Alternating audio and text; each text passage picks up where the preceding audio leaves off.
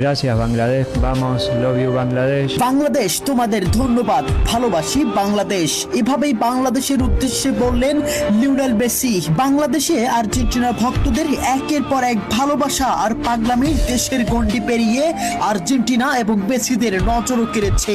প্রধানমন্ত্রী থেকে শুরু করে দেশটির গণমাধ্যমেও বিষয়টি ব্যাপকভাবে প্রচার হয়েছে। তবে এবার বাংলাদেশকে নিয়ে মুখ খুললেন স্বয়ং লিওনেল মেসি নিজেই।